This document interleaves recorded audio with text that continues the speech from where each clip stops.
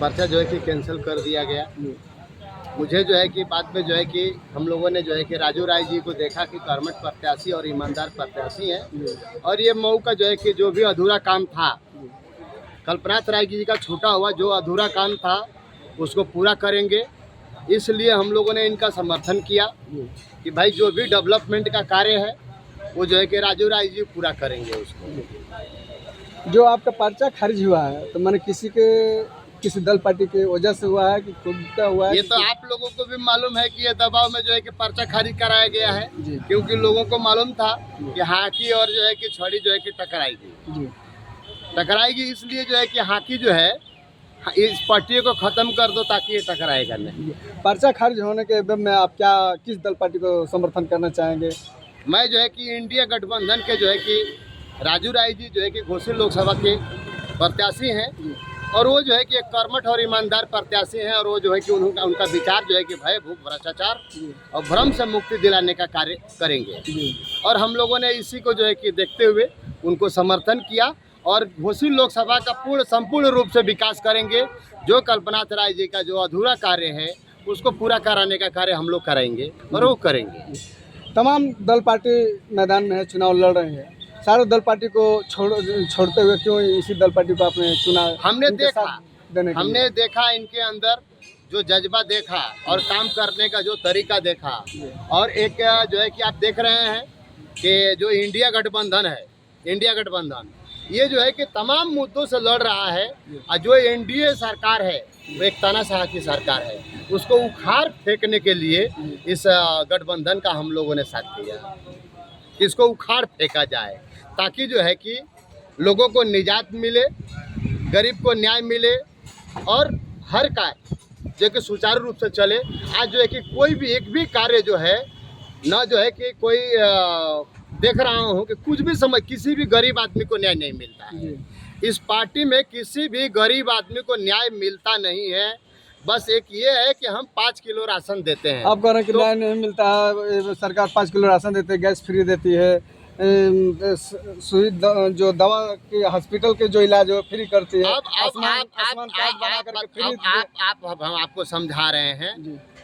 हम रसड़ा में स्वास्थ्य समुदाय केंद्र है, आप वहाँ की स्थिति देख लीजिए, बलिया की स्थिति देख लीजिए, चाहे मऊ की स्थिति देख लीजिए।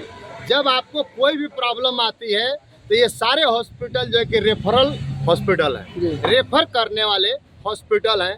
कहीं कोई इंस्ट्रूमेंट नहीं है, कहीं कायदे का जो है कि कोई डॉक्टर नहीं है, मतलब तमाम जो है कि असुविधाएं हैं और उस असुविधाएं आप लोगों ने देखा भी है। और या तो जो है कि आप मऊ जाइए, अपना मऊ भेजा जाता है तो यहाँ से भी रिफ़र कर दिया जाता है, या तो आप चले जाइए लखनऊ जाइए, नहीं तो दिल्ली जाइए। अब बताइए रास्ते में लोग जो है कि अपने दम को तोड़ देंगे कि छोड़ देंगे? दम तोड़ ही दे रहे हैं। गरीब को कोई स्वास्थ्य का कोई सुविधा नहीं है, न उसको कहीं तहसील में जाता है तो उसको न्याय मिलता है, न उसको पुलिस स्टेशन में जाता है तो न्याय मिलता है। हम लोगों ने बोला था, हमने कितना बार आंदोलन किया कि आप एक काम करिए, या तो पूर्वांचल को अलग कर दीजिए नहीं तो सुचारू रूप हिसाब से आप जो है कि देश को चलाइए, पूर्वांचल को चलाइए। पूर्वांचल की धरती ने बहुत कुछ आप लोगों को दिया है, लेकिन पूर्वांचल से आप लोगों को कुछ नहीं मिला है पूर्वांचल को। जबकि प्रधानमंत्री जी भी पूर्वांचल से आते हैं, आपका जो है कि मुख्यमंत्री जी भी पूर्वांचल से आते हैं, फिर भी ढूंढा जाए एक भी पूर्वांचल में कौन सा कार्य हुआ है आप ही लोग बता दीजिए। अब कह रहे हैं कि प्रधानमंत्री जी पूर्वांचल से आते हैं, वो तो गुजरात के हैं।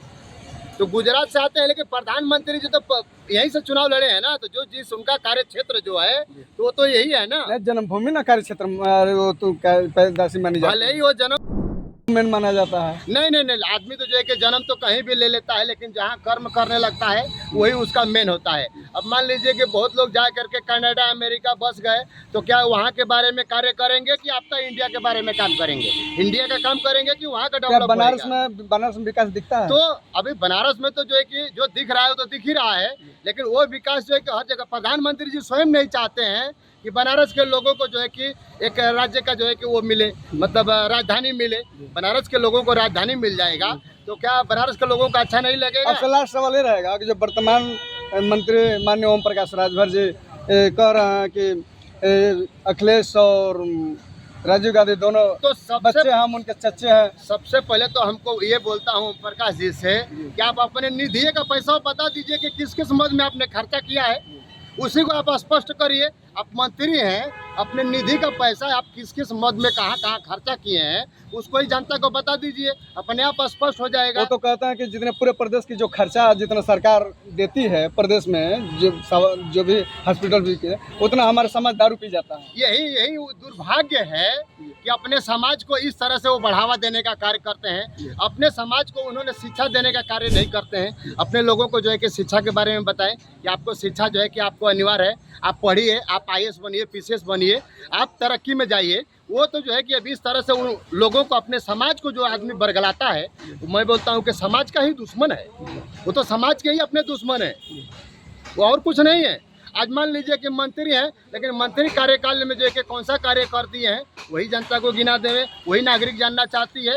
वो बता देवे कि हमने ये कार्य कर दिया है, मैं मंत्री हूँ, मैंने इतनी सारी योजनाएं बना दी हैं जो कि जनता के जनहित तक जाएगा, न्याय हित में जाएगा, जनहित में जाएगा, कुछ भी है तो बता देवे। वो उस विषय में कोई बात नहीं करता है। अपने निधि का पैसे की बात नहीं करेंगे, अपने जो है कि उनका जो कार्यकाल है उस बारे में बात नहीं करेंगे। यही सब अनाप शनाप बोलने का काम करेंगे। चाचा हूँ तो पप्पा हूँ, इससे थोड़े नहीं देश चलता है। देश योजना से चलता है। योजना बनाए हो तो बताएं लोगों को। धन्यवाद, धन्यवाद, नमस्कार।